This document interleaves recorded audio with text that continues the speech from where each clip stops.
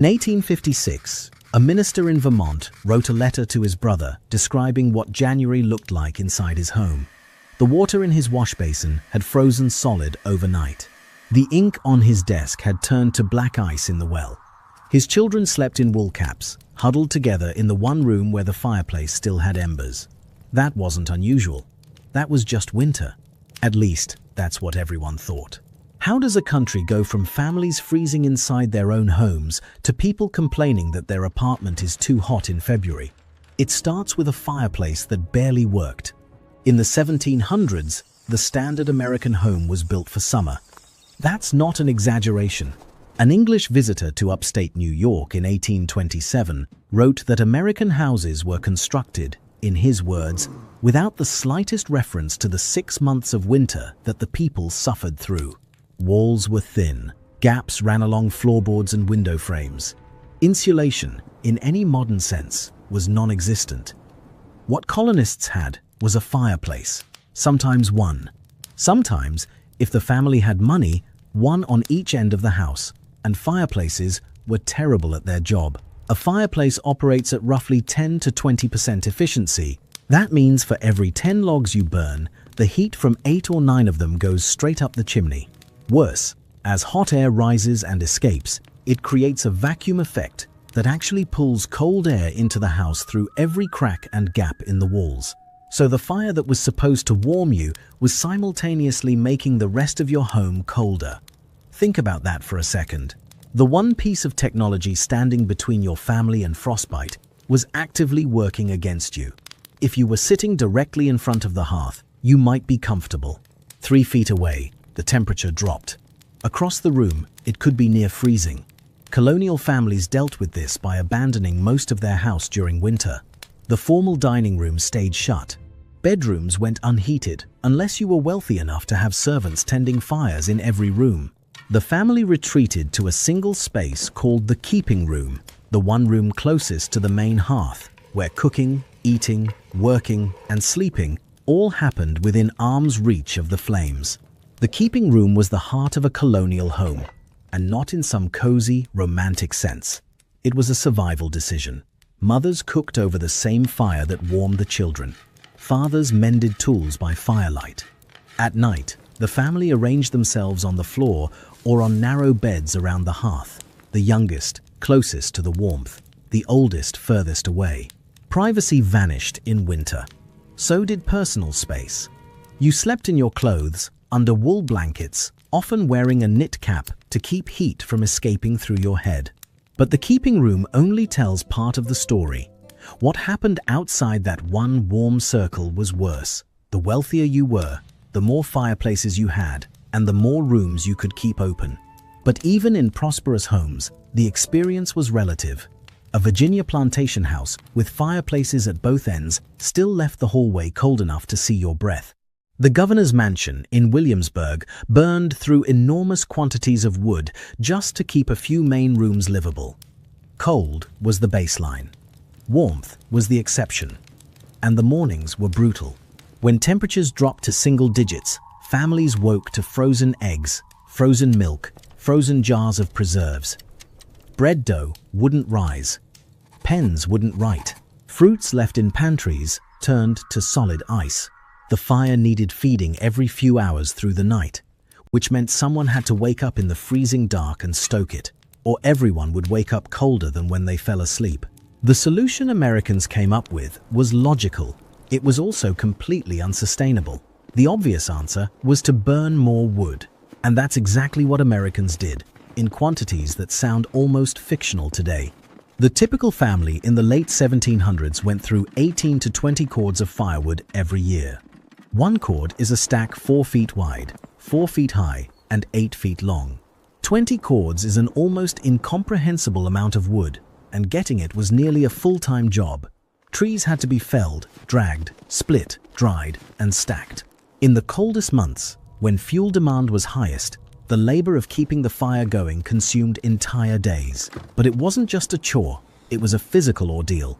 A man chopping and splitting wood burned enormous amounts of energy, and in winter, calories were already scarce. The work had to happen regardless of weather, regardless of illness, regardless of anything. If you stopped cutting, you stopped heating. There was no reserve system, no utility company, no backup. Your woodpile was your lifeline, and watching it shrink through January was its own kind of dread. This is where the story takes a turn that nobody sees coming. The colonies had started with an almost absurd abundance of forest. Early settlers described woodlands so dense and vast that the idea of running out seemed laughable. Clearing trees was actually the goal for the first few generations, because land couldn't be farmed until the forest was removed. So colonists burned through timber with no thought of conservation, using enormous fireplaces with wide-open hearths that consumed fuel at a staggering rate. Because of that, the country was running out of trees to burn. America's first energy crisis wasn't oil, it was wood. Settled areas of the colonies experienced fuel shortages as early as the 1680s. By the mid-1700s, the crisis was severe in cities like Philadelphia and Boston, where forests had been pushed back so far from the population centers that the cost of hauling wood made it unaffordable for the poor. And that shortage created a divide that should sound familiar. The wealthy could pay for delivery. They could stockpile cords in their yards before the first frost and burn through winter without counting logs. The poor couldn't. And so a gap opened that looks eerily familiar today. The same fuel that kept everyone alive became stratified by income. Families in crowded city neighborhoods burned scraps, furniture, fencing, anything that would catch fire. Some burned so little that their homes barely rose above the outside temperature. That's the bleak math of early American winter. People didn't freeze because heating technology was beyond human invention. People froze because fuel was becoming a luxury. The fireplace worked fine if you could feed it. The question was whether you could afford to. A physician in Philadelphia observed at the time that the poor froze because they simply could not buy wood. Nobody was treating that equation as a systemic failure yet. The cold was still considered an act of nature, not a consequence of economics. One person who did treat it as a solvable problem was Benjamin Franklin. Franklin wasn't just theorizing. He lived in Philadelphia, where the wood shortage was worsening every year, and house fires caused by open hearths were killing families with grim regularity. He understood the problem in practical terms. Fireplaces wasted fuel. They endangered homes. The forests that fed them were disappearing. So in 1742, he designed what he called the Pennsylvania fireplace, a cast-iron box that fit inside an existing fireplace and used a hollow baffle system to radiate more heat into the room instead of sending it up the chimney. The idea was elegant. Instead of heating the air and letting it escape, the iron walls of the stove absorbed heat and radiated it outward in all directions. The metal held warmth long after the fire burned low, meaning a room could stay tolerably warm between stoking. Franklin estimated his design could produce the same amount of heat as a fireplace while using roughly a quarter of the wood. For a country running out of trees, that was an extraordinary promise. But Franklin's generosity created its own problem. He refused to patent it. He believed useful inventions should be shared freely, which was noble and also fortunate, because the original design had a serious flaw. The inverted siphon at the base of the stove was supposed to draw hot gases downward before venting them. But because smoke naturally rises, the draft never worked properly. The stove smoked badly, filled rooms with haze, and sold poorly. Franklin had solved the theory, but botched the engineering. It took nearly 40 years for David Rittenhouse to fix the problem by adding an L-shaped flue that worked with the natural direction of smoke instead of fighting it. That improvement finally made Franklin's concept practical. But by the time Rittenhouse's version gained traction, America's fuel landscape was already shifting beneath it. If Franklin had stopped here, this would be a very different story. Coal was becoming the answer to the wood crisis. It burned hotter, lasted longer, and didn't require chopping down entire forests. Deposits had been found across Pennsylvania, Virginia, and the Appalachian Range. By the early 1800s, cast-iron stoves designed specifically for coal were appearing in homes across the Northeast. And what they did to domestic life was something fireplaces never could have managed. A coal stove could be placed in the center of a room, It could heat more than just the person sitting directly in front of it. The iron body stored heat and released it steadily. For the first time, families could spread out during winter. A second room became usable. A hallway didn't have to feel like walking into a meat locker. Children could sleep in a separate space from their parents without risking frostbite. That sounds like progress. It was, but coal carried its own cost, and the cost was paid in human bodies. Mining it was brutal and relentless. Cave-ins crushed men underground. Explosions tore through shafts without warning. Miners who survived the collapses often didn't survive the dust, developing lung diseases that slowly suffocated them over years. The human price of keeping America warm simply shifted from the homestead to the mine. Above ground, burning coal-coated cities in soot and sulfur. The air in industrial Philadelphia and Pittsburgh turned thick and gray, and the walls of buildings blackened within years of construction. Laundry hung outside came back dirtier than when it went out. The fuel that saved Americans from freezing was slowly poisoning the air they breathed. The real revolution in heating, the one that would finally make winter something Americans could ignore rather than survive, was still decades away. But stoves and coal only solved part of the problem. The technology was improving, slowly. Yet for the vast majority of Americans living through the 1800s, winter was still something you endured with your body, not your equipment. What that looked like, day to day, is worth understanding because it shaped everything from courtship to architecture. Before heated bedrooms existed, getting through a cold night was a ritual. Families heated bricks or stones in the fireplace, wrapped them in cloth, and tucked them into the bed an hour before sleep. Bed warmers, long-handled copper pans filled with hot coals, were slid between the sheets and moved back and forth to take the edge off the linen.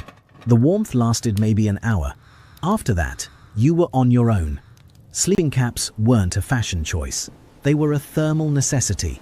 The human body loses a significant amount of heat through the head, and in an unheated bedroom where your breath hung visible in the air, a wool cap could mean the difference between broken sleep and no sleep at all.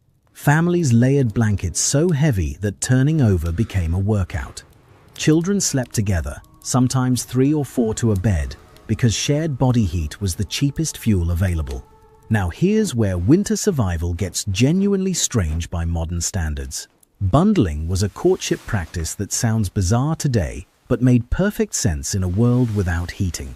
A young courting couple would share a bed for the night, fully clothed, sometimes with a wooden board placed down the middle to maintain a boundary.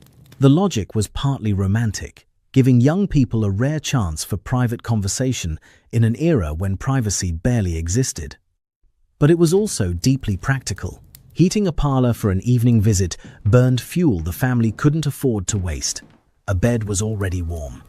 Why light a fire when 2 bodies could generate their own heat? An 18th century rhyme put it bluntly. Since in a bed a man and maid may bundle and be chaste, it does no good to burn out wood. It is just needless waste. Parents weren't naive about what might happen under those blankets. They knew the risks. But in a world where heating a room for a social visit could cost a family a day's worth of firewood, the economics of courtship made the calculations simple.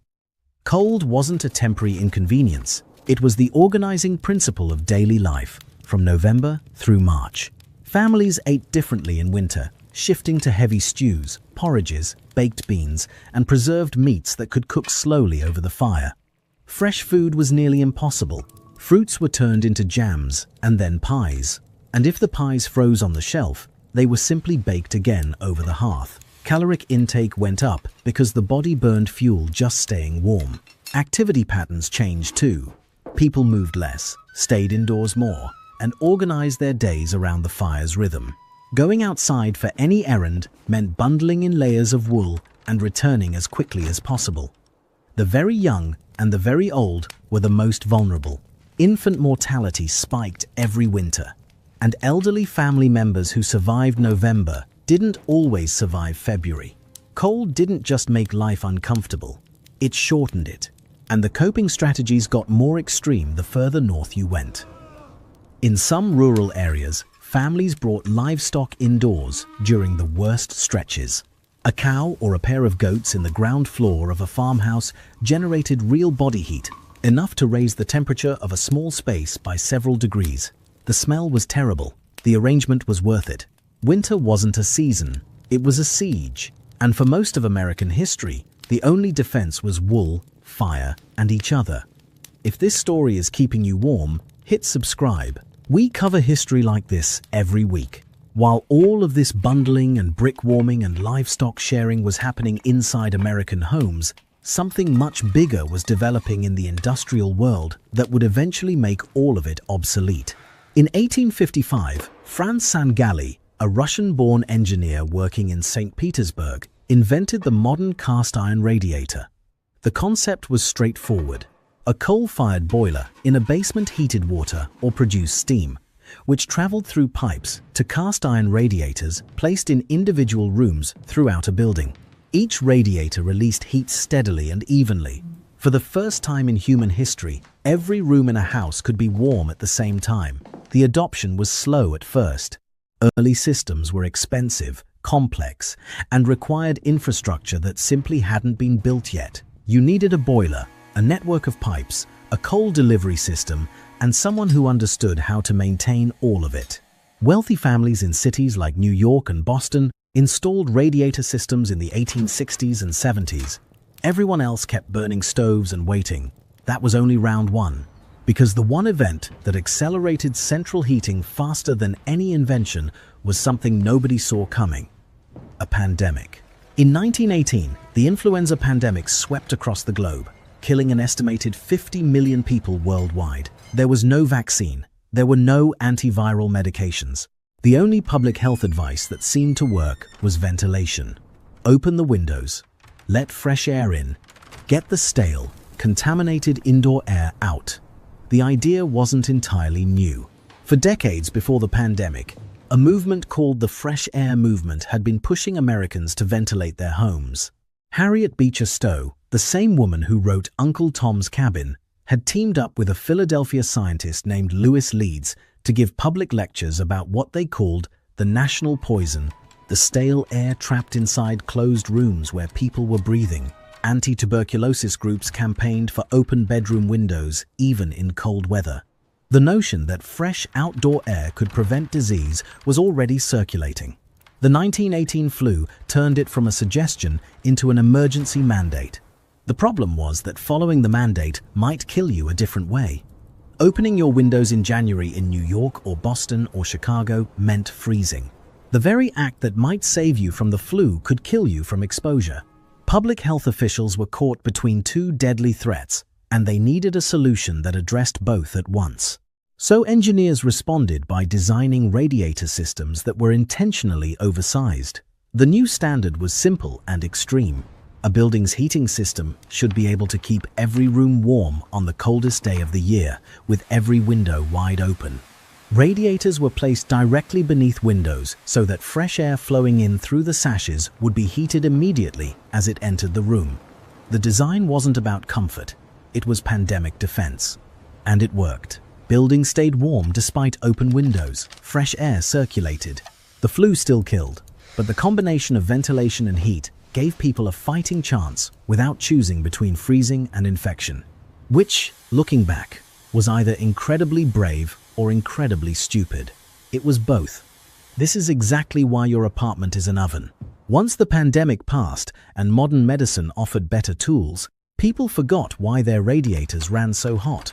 When the Great Depression hit in 1929, families closed their windows because they couldn't afford the coal to keep replacing the heat that escaped. The rooms became unbearably hot, and nobody remembered that the heat was supposed to escape. Subsequent generations just complained about overheated apartments, cranking windows open in February to cool down rooms that felt like saunas. They had no idea they were doing exactly what the system was designed for. They just thought their building's heating was broken. If you've ever lived in an older apartment in a northern city and thrown your window open in the dead of winter because the radiator was unbearable, now you know. That's not a defect. That's a 100-year-old pandemic survival strategy, still running exactly as intended. Central heating didn't just change the temperature inside American homes, it redesigned the homes themselves. And what happened behind closed doors once warmth stopped being a luxury reshaped almost every part of daily American life. Before reliable heating, architecture was dictated by cold. Rooms were small because smaller spaces were easier to warm. Ceilings were low because heat rises and a tall ceiling meant wasted warmth. Hallways were narrow to reduce drafts. Bedrooms were placed upstairs not for privacy, but because heat from the ground floor drifted up, making the second story marginally less miserable than the first. The keeping room existed because concentrating life in one warm space was the only rational response to a house that was otherwise freezing. Floor plans weren't designed around lifestyle. They were designed around survival. Central heating dissolved all of that, and the ripple effects touched almost everything Americans took for granted. Once every room could be heated independently, architects gained freedom they'd never had.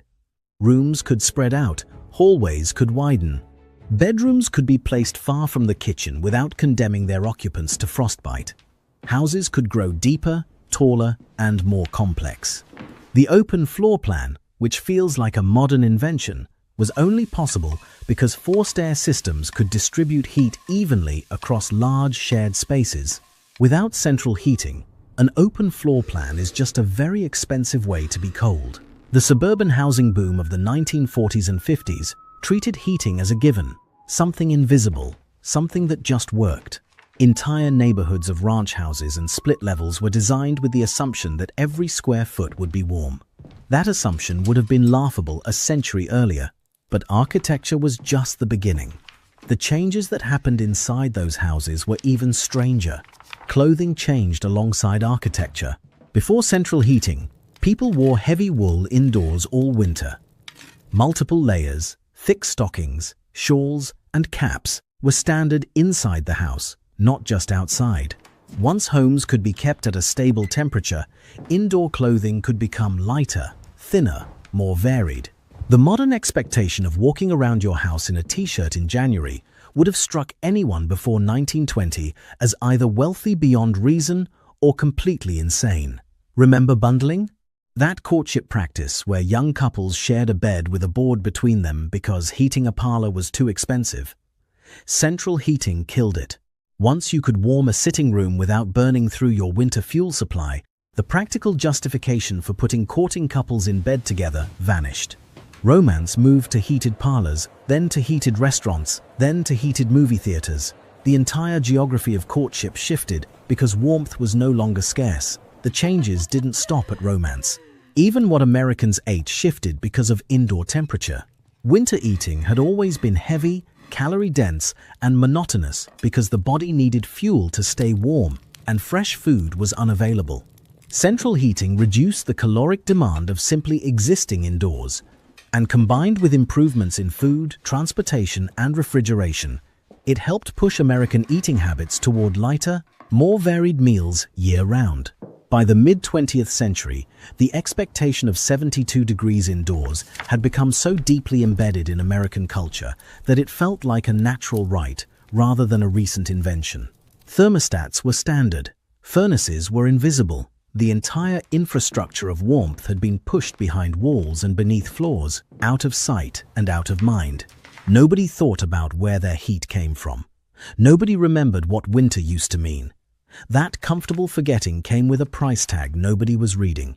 The same systems that freed Americans from winter also chained them to energy. Coal gave way to oil. Oil gave way to natural gas. And each transition brought its own dependencies, its own vulnerabilities, its own environmental costs. Heating an entire nation, every home, every office, every school, every hospital, required a continuous supply chain of fuel extraction, transportation, and combustion that stretched across continents and shaped foreign policy.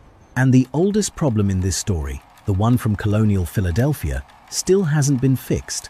Even today, millions of American households experience what energy researchers call heating insecurity, where families cannot afford to keep their homes at a safe temperature during winter. The gap that opened in colonial Philadelphia between those who could buy wood and those who couldn't never actually closed. It just changed fuels. There's an irony buried in all of this that's almost too neat. Americans now overheat their buildings to the point of opening windows in January, completing a strange loop back to ventilation. The radiators designed to fight the 1918 flu still pump out heat calibrated for open windows in buildings where nobody remembers why the windows were supposed to be open in the first place. We solved the cold so thoroughly that we created a new problem, too much heat, and our instinctive response is to reintroduce the very thing our ancestors spent centuries trying to escape. And every few years, a winter storm reminds us how thin the margin still is. When the power goes out and the furnace stops and the temperature inside starts dropping toward the temperature outside, modern people find themselves doing exactly what their ancestors did, pulling on every layer of clothing they own, gathering in one room, sleeping close together for warmth, watching their breath hang in the air inside their own homes. In 1856, a minister in Vermont described that scene in a letter to his brother. In 2021, families in Texas lived it during a grid failure that left millions without heat for days. People burned furniture in fireplaces that hadn't been used in decades. They slept in cars with the engine running. They filled bathtubs with water before the pipes froze and burst.